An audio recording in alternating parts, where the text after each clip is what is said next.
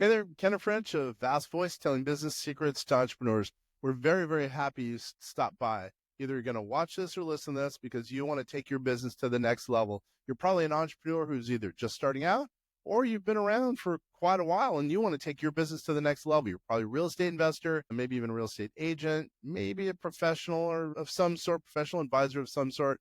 And well, you are stopping by because you need some valuable advice from one of the top industry leaders there is. Anyway, thank you very much. Once again, Kenneth French, Vast Voice, telling business secrets to entrepreneurs. Really glad you stopped by. We're going to talk about the number 4 book on Amazon's retirement planning category. That'd be my book, Kenneth Your French. book. My book, woo! But we're going to be hanging out with Dhaval Patel. He's going to be chatting with us, giving us ideas how to maybe even move up to number 1. Because I want to stand, I want to stay in the top 5, and I want to be number 1. But anyway, we're going to be hanging out once again. My name is Kenneth French, Vast Voice, telling business secrets to entrepreneurs. We're going to be hanging out with Dhaval Patel. What's going on, Dhaval? Hey, long time no talk. I know. I'm glad we're talking, man. This is perfect timing because, like I said, right now we're number 4. Then I just saw number 5, so I want to make sure that we are staying up there. I want to be number 1. I want my book, ModernMillions.ai, to be the number 1 book in that category, retirement planning category in Amazon Kindle. So I'm going to pick your brain and let's go. Let's make this a live deal. How does that sound? That sounds good. All right. So, all right.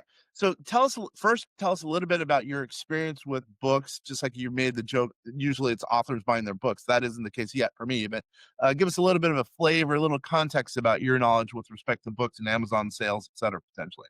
Yeah, I mean, I've been in the marketing game for close to 20 years, and I've seen it all. I think very early on, a lot of people got on the New York bestseller list by buying $100,000 worth of their own book, right? I think the algos are more sophisticated. I think a lot of that garbage that used to fly doesn't anymore. There's like real focus on authenticity. So, just talking to you today, we just caught up today and you said, let's hop on. And hearing that your book was number 4, I knew it was organic. There's no way you could game the system anymore. You, But you, there are ways to make sure that you show up number 1 or that you have exposure. And it all comes down to like optimization on the Amazon store, right? And I'm sure you did a lot there. So maybe you could like walk me through what you did. Oh, maybe you didn't. not enough. So I'll just tell you. So I did a presentation in Vegas. I'm going to say it was about 2015, and it was based on artificial intelligence. I know, believe me, I'm patting myself in the back because we've been doing AI for years. We're way before everyone else. And basically what I did was I almost recycled that basically and made it into a book. I forgot that I had the presentation, by the way. And we used AI to clean it up a little bit. My staff helped me clean up, and I just said, well, wait a minute, let's put some new resources in there and let's market it. And it all of a sudden I put it on Amazon, and man, little did we know it was going to be the number 4. And we haven't done really anything. We have a book launch committee. 48 people are out there telling people about the book. They're buying the book. They're doing reviews, although very slowly. They're doing Google reviews. So we're kind of pushing it organically. I haven't even bought any books yet. No, I bought 1 book, but that's it. I haven't gone out and bought a whole bunch for distribution, which I think I need to, but maybe not 100,000, just like you said.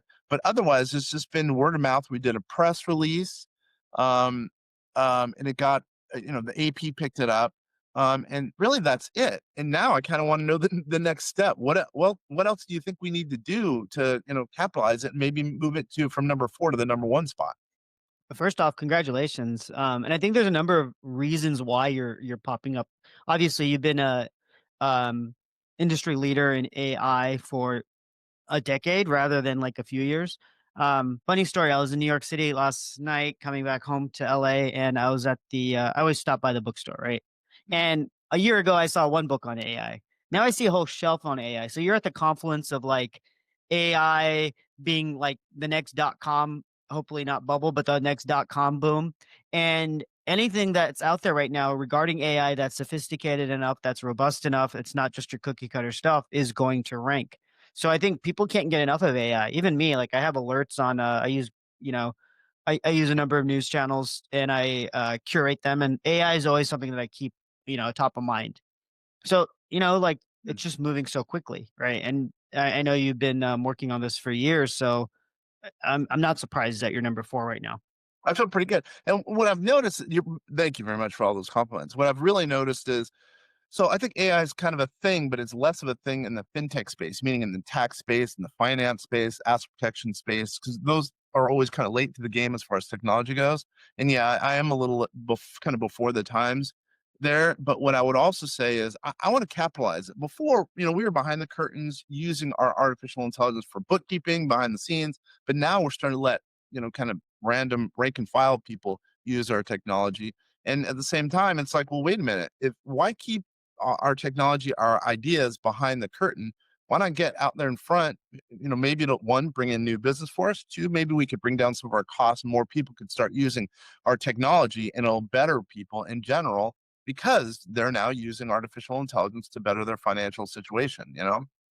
Yeah, and it harkens back to like the advent of like SEO and Google search. Um, Not to us now, it seems like, easy to conceptualize and understand, but, when I first started doing SEO, like building links and creating the infrastructure so that your site could rank was not like easy for a layman to understand. Mhm. So what we did in a lot of cases for the companies I work for, and then when I had my own agency was we provided free resources, and you're teaching people along the way. More than likely, businesses can't do it on their own, but they like to know how it's done. So Mhm. I think you're doing the right thing. You're not gatekeeping, you're educating, but you're also understanding they don't have the time Yeah. to do it themselves. So like it's not like you're giving away some secret sauce. You're telling them what you do, how you do it, and they'll understand it from a very elementary like level, and then let you do the hard work and stay atop the trends. And I Yeah, think that's every kind of industry works like that, right? that's 100% right. And basically, what we want, so we have an app or a platform called Vast Bookie, where it's free bookkeeping. If people want to do, people could pay QuickBooks or Quicken to do their own, to have their own software. Great. Okay. Whatever, 20, 40, $60 a month, or they can have a bookkeeper do their books. But our opinion is, well, wait a minute. We have this AI model called Einstein. On it is built this thing called Vast Bookie, which is our bookkeeping, our AI bookkeeping. And so our thought is, here, let people use it. It's free. We don't really care. It'll be so much easier as a business owner, cheaper and easier because it's built on our model. And we're letting people use that. We're starting to, we have now 300 people who are signed up, who are getting onboarded, who so far they like it because it's simple, it's AI oriented, and it's cost effective. And probably should have done that earlier. And a lot of the stuff like that we go over in the book because there's a lot of resources in the book that people don't even realize or aren't, or just there's so many AI things out there that can help them as far as technology and finance. It's just unbelievable. And now we're just relinquishing that information, telling people there is, the ABC company that's working on this technology, that has this technology that can help you to lower tax, that can help you to have, bookkeeping free, as an example. And I think it's making a difference. And maybe that's part of the reason the book is selling so well. Yeah. Um, People want to know from brick and mortar to SaaS companies, they want to know how to automate their processes or know that the agency or person working on their processes can scale and provide a lower cost per acquisition, right? Yeah. So if you're running ads, they want to know that you can find a lean solution for SEO that's automated maybe by agents. So they don't need 10 people building links and writing content. And I think that's, I'm just hanging out with my friend Trog yesterday in New York, and he has built his SEO agency on search. And he has three guys just creating workflows and agent-based processes, and he's seeing great results. He's driving Yeah. down cost for clients. So that's an example. And then he's also on LinkedIn nonstop talking about the process. Hmm. So he's giving away the secret sauce. That's his book, right? I'm assuming that eventually he'll write a book. Yep. But it sounds like you were ahead of the curve in the sense of having AI agents and processes like automate a lot of these sophisticated tax things. Oh, 100%. There's no way we could have over whatever 2,000, 3,000 clients without our automations. There's just no way. We have a huge now. We have 800 people in our community called the Vast Vault. There's no way we could have 800 people in a community with a skeleton staff if it weren't for AI. So, you just brought up a question. So, or to me, so we're thinking about doing ads for the book. Mhm, By the way, again, going back to the point, we know we have to probably buy some of the books, by the way, because it's cool to hand them out. You know what I mean? Signed copies, right? mhm. Amazon, I think the book goes for 19.99. I think I'm billed 9.99 per book, if I remember. I want a Anyway, free I want a free book, by the way. So You're going to Throwing get that one. up. You are going to get Signed copy, Kenner Yeah. French. Where was I going with that? Oh, what we're thinking about doing ads. Now the question is, what kind of ad? We're thinking about doing Amazon ads and Google ads Mhm. to basically point Google ads to point people to Amazon because it's a non-native, obviously, app, meaning Google to Amazon, and then also doing Amazon ads. So, what are your thoughts about that? Kind of doing the two-prong approach first. Yeah, Amazon's easy, right? You just there's a native ad platform and you set your parameters and your target audience and they could start advertising on their platforms and their display network. When it comes to Google Ads, you really have to have an offer that's tied to your brand. Like people don't know who Kenner French is, right? So you need to have a sophisticated landing page. I think your ad copy can be very simple. Like, Mm. this number 4 bestseller on Amazon teaches you how to scale your business or, something along those lines, right? You could have I think YouTube is somewhere where you could really thrive, where you're holding your book, you're talking about it, and they can see what it's all about and they can see who you are because no offense, you're just no Jeff Bezos right now. You're Kenner French. Right There's now, I like that. Or yeah, yeah, thank you. yeah.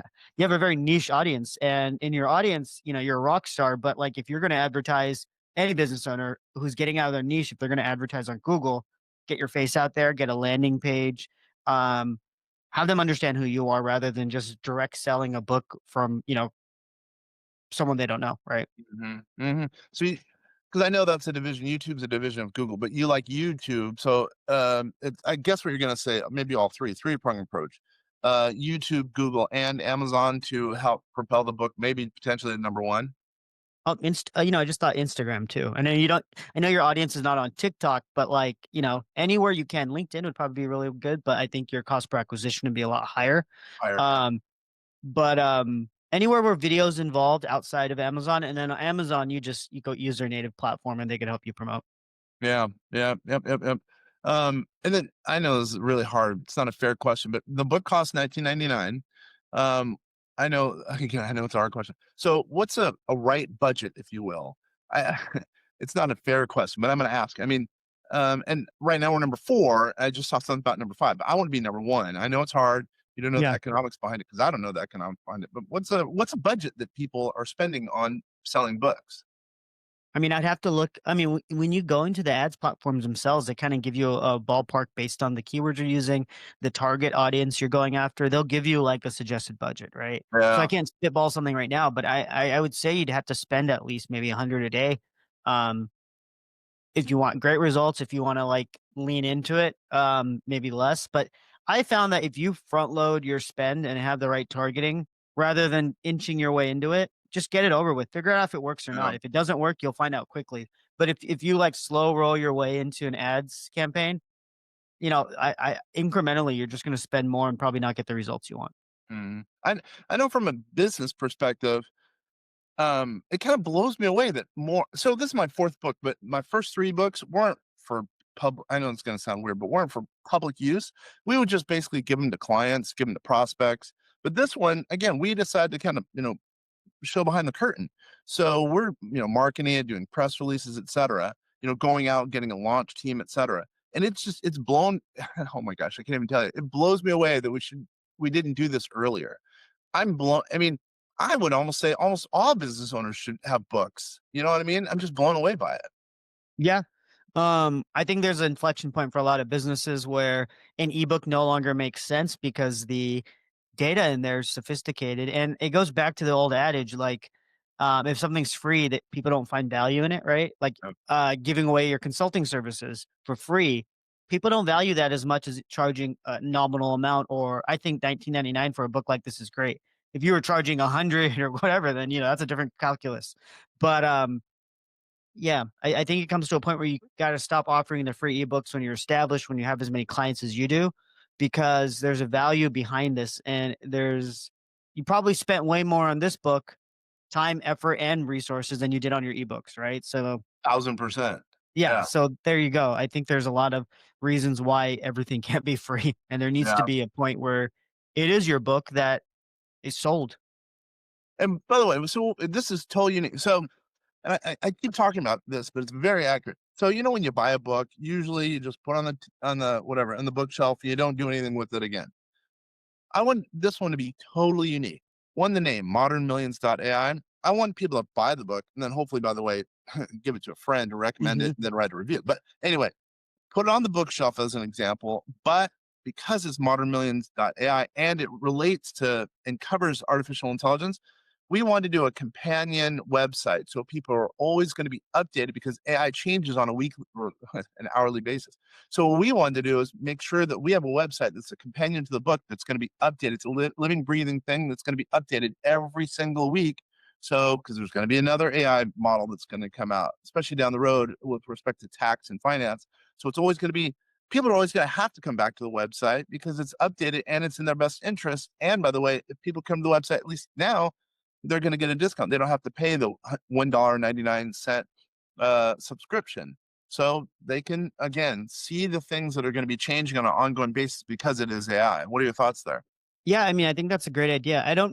I'm sure you recall, remember Adam Grant, Give and Take, and Yep. his whole ethos about, those who give and those who take, and kind of understanding that dichotomy and like interacting with people accordingly. Um, that book took off, right? And then he created a whole brand. Not He's a Wharton professor. He had his own brand, but he created a whole brand around that concept, right? Because it was so compelling. And I think that's a use case here where it's like, yeah, maybe people aren't interested in the vast vault, but they're interested in everything else you have to say here. So creating that little bucket where people can discuss, talk, and talk about all the new advances in AI would be a great idea, right? Yeah. Just like him, people are always going to talk about this person took from me but didn't give back and blah blah blah, Mhm. and that's an ongoing conversation, much like AI. Yep, yep, yep. The thought is, I mean, just think about it. If you buy a book and you don't go back to it for 6 months, it's going to change, especially in AI. But if we're updating resources and helping people on an ongoing basis, for one, there'll be kind of a community that's going to be involved with the book. Number one. Also, number two, they'll be advantaged because it's going to be updated because things are going to be changing on an ongoing basis. I think it's really going to help them on a massive level. Plus, who knows? The thought is, well, maybe next year we're going to update it and come out with a new edition that's going to be even more groundbreaking, as an example. Yeah, no, exactly. And this is how these books trickle out, right? Like I'm just thinking of other books I read. Who's that guy who writes about Wall Street all the time and now every John new Lewis? like yeah, exactly. So he had a book about the pandemic. He has a book about like the crash of in the 80s and in the dot-com bubble. But he has a compelling like narrative, right? Just like you do, and it's always going to be updated. So 5 years from now, version 2. Yep. Marketing for like billions AI, like trillions, whatever, like what have you, like whatever that theme is though is going to piggyback off of what you wrote in the first version. That's exactly right. Yeah, you get it. That's exactly right. You're a marketing mind. Obviously, you get it. That's Mhm. exactly what. That's the thought process behind the book in general. Yeah. All right. So, all right. Let me ask a couple questions. So, we've come out with a whole bunch of videos that are companion components of the book. Meaning, we have a workbook, we have an audio version of the book, by the way, a video version of the book. Anyway, all these materials that are some are in on the website, some aren't, but in general, they are. Um, it, I have a question about that. So, would you be of the belief that we should kind of compartmentalize those? I mean, in some cases, not combine those with the book, and sometimes make them a part of the book. Kind of change them so it's compartmentalized, so people don't use those resources. What's the best way to say it? I'm not saying it very well. I'm gonna turn the light on real quick, sorry. There it Um, goes. I guess here what I'm thinking is, in some cases, we're a little worried that there it's going to be overkill. There's going to be too many companion components of the book. That's what I'm trying to say. What are your thoughts there? So I'm assuming you have a print run for the first one that was V1, and now you're going to do another print run where you could have maybe like a preface to the companions and another additional page. Yep. Yeah, I honestly like just go as you see fit, right? Yeah. You'll probably get a lot of data from this first run to see like how many people hopped into the companion audio, how many Yep. people hopped into another funnel, and then highlight those in the next version, right? And then you have a preface to your next book. Well, so many people liked the audiobook and the companions last time that we expanded on it. I think that's just like another thing where it just kind of like piggybacks off of itself. Yeah, yeah.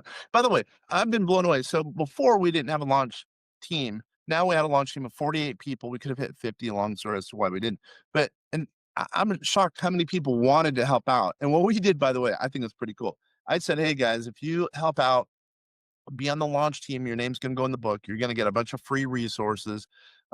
Please do a review, by the way. And then you're going to be helped because your name's in the book. You're getting all these resources.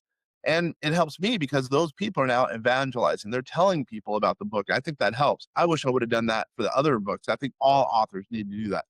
All authors have some friends and family who's willing to help get the word out. And that launch team, I think, makes a big difference because they're out there telling people about the book. I think that's a big, big thing. I think for all authors, self-published and otherwise, they've got to get a good, very, very good launch team going. Yeah, and you already have your vast army, right? So I'm Yeah. sure that you pushed out there as well, and a lot of people felt compelled to share. And um, yeah, I mean, the book's ranking because of that network effect, and it will continue to rank because you haven't even done any promotion yet beyond that, right? You haven't done any ads. You're so radically transparent. You in the fact that you said I didn't buy my own books yet. Most people buy their own books and just say, "Oh no, I didn't buy anything," you know? So like I think there's resonance here and it's like blowing up. I see no reason why you can't be number one if you give it now a little marketing push. Yeah, that's kind of what I thought. And by the way, the reason I didn't buy the book, there's complications. I'll throw this out for any authors out there, entrepreneurs out there who are thinking about buying a book. We made it again, ModernMillions.ai, because we want to funnel people to a website. But Amazon, as an example, and some other sites don't like the .ai because there's ModernMillions.ai is going to be taking eyeballs from Amazon. They don't necessarily like that. So that causes some issues. But I wanted to stick with that. I wanted a website that is a companion so people would be able to continue to go there, but it's causing some problems. But the net is, hey, that's my ethos. I believe in that. That's my set of values. I don't really care if it is going to be challenged by Amazon. I think in the long run, it's going to help so many investors. So I'm totally fine with that, if that all makes sense. Yeah, and then you're also going to be running ads on potentially Google, LinkedIn, and Instagram where you could lead them wherever you want. You don't have to stay on the platform. So no, I think you're doing it the right way. Yeah, but you're right. And you mentioned Instagram. I have whatever 14,000. I don't have that many, but 14,000 people on Instagram. We haven't even told about the book. We need to do that because that could also make a difference. That could prop us up, maybe even going higher than where we are now, number 4. Yeah, and for your industry too, niche business owners, having 14,000 is more valuable than having 100,000 random people, right? Like I know. you're not just attracting, random people. These 14,000 are highly engaged people. You haven't gamed your Instagram following like a lot of people, like they're real people, right? So Mhm. um I think there's going to be a lot that you could pick out of that as well. Yeah, yeah, and I should be offering some books. Again, I don't have physical books, but I should be offering some to our community because we have, whatever, 600, I think, paid and 200 non-paid, meaning the paid people in our Vast Vault community, they're paying up to around $199 a month to be in our community. We should be giving them some books. So, because they're paying us some money, they want some early access, et cetera, et cetera. So I think also that group will also help to get the word out a little bit more than they have because we haven't really pushed it thus far. Yeah, and we're all business owners, right? Or have been in the past, and it's that network effect, asking for help, Mm, receiving it, giving it. You know what I mean? Like it's just like the circle of life for business. So I think tapping into that is your best resource to get you to the next level. And then you can see where you're ranking. And I know we all want to be number one. Then you could like figure out how you could tweak it to be the number one seller, right? mhm. There's And what something about number one on the front of a book, number one seller on I Amazon, right? know. That really is true, huh? Hmm. Uh, Yeah. that really is funny. I mean, you could be a silly marketer and be like number four book on Amazon, and maybe that would be like, oh, maybe I should check this one out. This guy's humble. Yeah, I didn't even know. I was asking a couple friends, what are your thoughts about saying we have a number 4 book on Amazon Kindle in the retirement planning category. They're like, yeah, it's totally legal. I mean, as long as you're in the top 100, which is a big deal, by the way, That's, Mhm. I mean, that's considered their bestseller list on Amazon, and I like that. I can now market that. That's something tangible I could go out and say, you know? Mhm. Absolutely, yeah. Um, Test it out. Try some different messaging. I think you're gonna find what you need there once you do that. I know I need to push that. All right, let me pick your brain about, so what's next? I don't really know what's next, frankly. So let's say after, because right now I should also let you know. So we're doing a bunch of, speaking engagements. I'm going to be on some podcasts, just about Oh, in wow. general our normal business. But now I'm going to start talking, because it's number 4 on the list. I want to start talking about the book a little bit more proactively, because I think it'll help move to number 1. Plus, it gives me some credibility. So we're going to be speaking at on some pretty cool stages. I'm doing some stuff with Sharon Lecter. She's Rich Dad Poor Dad. Mm. Ron LeGrand, big real estate investor.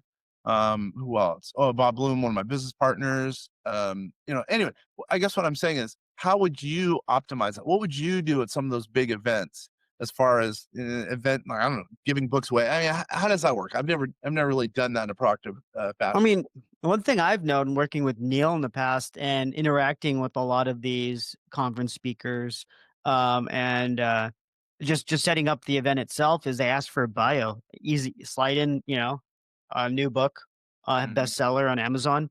Kenner French. That's your byline, right? Yeah. Um, ModernMillions.ai. Mhm. That then people are already gonna naturally, like, while you're on stage, search for that book, right? That's gonna help. So I think this is a great way to promote the book without any paying anything. You have a captive audience in front of you. You have in your byline your book's title, and then you don't even have to hard sell at the end of the speech. Say, hey, I got a book too. If you guys are interested, a promo code maybe. They're already at the conference, so I think that you could do a lot there, right? Oh. Even bring some signed copies and be like, hey, I got some signed copies. Maybe don't say it on stage, but like hand them out after or whatever if you want to. Yeah. Yeah, I know. I was kind of shocked. Back in the olden days when we did it, it was like $3 or 3%, 30%, maybe 33%. I mean, the author charge for a book, Hmm. which, let's say I was buying let's say I was selling the book for $10, it would be $3 my cost. But now with it being, $9.99 on a 19.99 book, that was kind of shocking, if that's the case. But then again, it's worth it, because I know if I give a copy away and they give it to a friend, I mean, it's probably going to work out that one of them is going to at least, really read it, go to the website, learn about me, learn about our philosophy, which is far better than most people, because most people aren't using artificial intelligence to help, Mm-mm. lower taxes, et cetera. So I think the cost as an acquisition for a client, it really ends up being pretty low overall. Yeah, and as an avid reader myself, I keep all the books that I really like about maybe current events, biographies, great fiction. But what Mhm. gets shuffled around all the time are books. No offense, but books like yours because they're very timely. The Yeah. the the the horizon for that info is like 5 years to a decade, and then it gets passed, right? And that's why you create the new book. But Right. try the encouraging factor there is that, like, I've gotten business books, I've handed them out. No one puts them on their shelves forever, right? No offense, they just don't Right. because it's quick info and then, wow, I really like this book. Check it out, right? It's not like something that you can reference 50 years from now and be like, "Oh, this great AI philosopher." Right. It's too quickly, right? I totally agree with that. But remember, we're going to be a little different, because we're really going to push the companion website, that being Yeah. ModernMillions.ai, because that's a very big component. Because again, it's going to be changing. And if I'm doing a good job, which I think I'm going to be, on a weekly basis, updating with new and cool, information, technology, et cetera, that will really help and be a kind of a component that's going to help the book reinforce some of the thoughts in the book, I think it'll make it much better going forward for, our readers, et cetera. Yeah, no, absolutely. And they read the book, they pass it on to the friend, and they're on to the companion piece already, right? Yep. And I Yep. think that's where the magic happens, and, um no, great stuff. Yeah, yeah.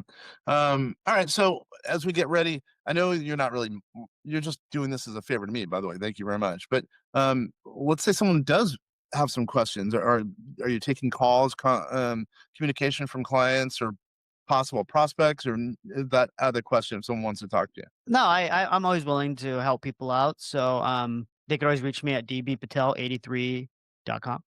Can you repeat that one more time? dbpatel83 at gmail.com. Got it. Okay. Yeah. That's cool. And thank you. I know you're not out there. You're just helping me, and who knows, maybe someone's going to want to reach out and take advantage of some of the stuff that you and I have talked Yeah, about. I always like to help people out. It's that give take mentality that I just mentioned. Like if I could help someone for free and they could do something great with it and help someone else out, great.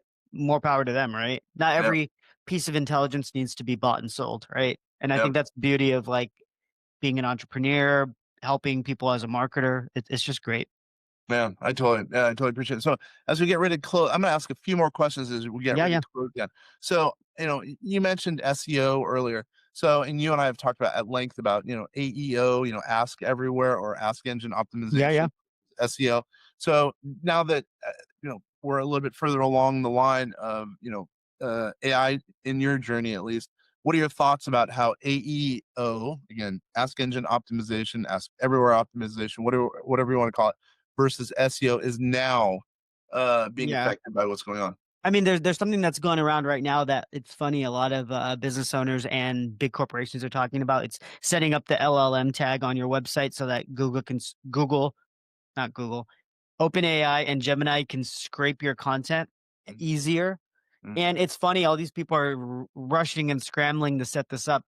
OpenAI, if you have enough traffic and if they're scraping enough for you, also has a business model where they like compensate you. Everybody's scrambling to do this. Business is big and small, but it's just kind of funny to me and a bunch of other SEO people because they're going to take that info whether you like it or not. yeah, There might be an opportunity for them to compensate you, but it is good to have that set up because it's going to let you rank on uh it's going to help you rank on Chat GPT, Gemini, what have you quicker, right? So if they're going to take it anyways, might as well give it to them on a silver platter and be like early adopter, make sure this ranks when this query's asked, right? That's what we're finding. Um, this is not too dissimilar from the FAQ strategy that I provided last year, where, on your website, put the FAQs there. That's where the scraping's happening, the questions, right? So on the bottom of every site, you should have an FAQ section mhm, so that you're just letting all the scrapers, I'll call them, find the queries easier. It's all about questions.